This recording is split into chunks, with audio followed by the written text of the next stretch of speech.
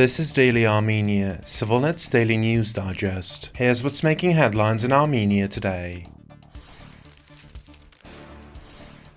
Russian President Vladimir Putin claimed during a press conference in Kazakhstan's capital Astana yesterday that there was no Azerbaijani military aggression against Armenia in 2022, asserting that the strained relations between Armenia and the Russian-led Collective Security Treaty Organization stem from Yerevan's internal political conditions and the consequences of the Karabakh crisis. I have repeatedly said that what has occurred has no connection with the CSTO because there was no external aggression against Armenia, and the CSTO is obliged to protect countries from external attacks, Putin said. The CSTO held a joint meeting of foreign ministers and Security Council secretaries in Astana yesterday, notably without Armenia's participation. Putin underscored the unique circumstances of the Karabakh events, pointing out that Armenia never recognized Karabakh as an independent state or as part of its territory, and thus legally these events had no direct connection to Armenia. However, Yerevan never applied for the bloc's assistance in Karabakh,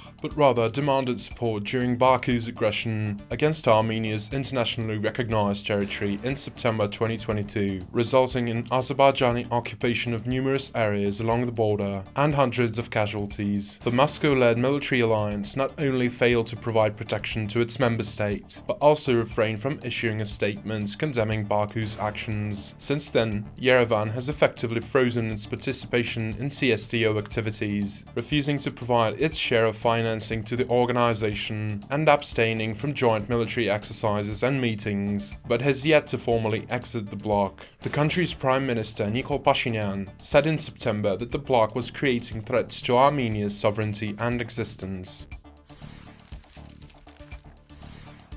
The prosecution in the trial against Armenia's former president, Robert Kocharyan, and three of his former subordinates yesterday charged him with abuse of power in connection with the deadly use of firearms against protesters during the 2008 post-election unrest, which resulted in 10 deaths. Kocharyan, along with senior military generals Seyran Ohanyan and Yuri Hachaturov, were initially charged with overthrowing the constitutional order shortly after Nikol Pashinyan came to power in the country, following the 2018 Velvet Revolution. Although the Constitutional Court ruled the charges unconstitutional in 2021, the ruling was successfully appealed by the prosecution, and the trial against Kocharyan and his former subordinates was resumed this September. The charges are connected to a lethal crackdown on demonstrators protesting the election of former President Serge Sargsyan to succeed Kocharyan in 2008. The incident, known widely as the March 1st events, resulted in the deaths of 8 protesters and 2 police officers. After Kocharyan failed to appear in court 2 weeks ago, a bench warrant was issued to compel his attendance at yesterday's hearing. Kocharyan and his legal team claimed that the judge presiding over the case is not impartial. Judge Sargis Petrosyan indeed was part of Nikol Pashinyan's civil contract party until 2018.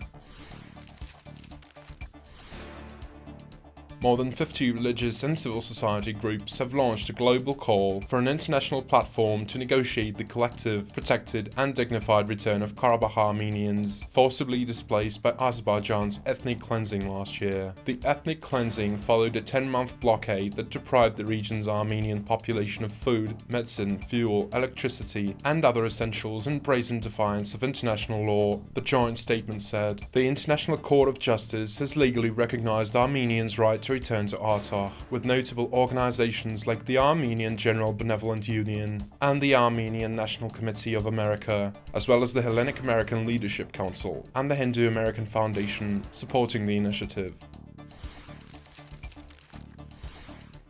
You can also watch CivilNet's interview with the US Congressman Frank Pallone, who attended the COP29 climate change summit in Baku recently, but was forced to leave the Azerbaijani capital after government-backed demonstrators attempted to physically assault him and his US congressional delegation for speaking out in support of Armenia. Pallone describes the brazen tactics used to intimidate and hinder their work, including threats to their personal safety. You can watch the full interview by following the link in the video description below. And as always, please follow CivilNet for the latest news and independent reporting from our contributors on the ground here in Armenia.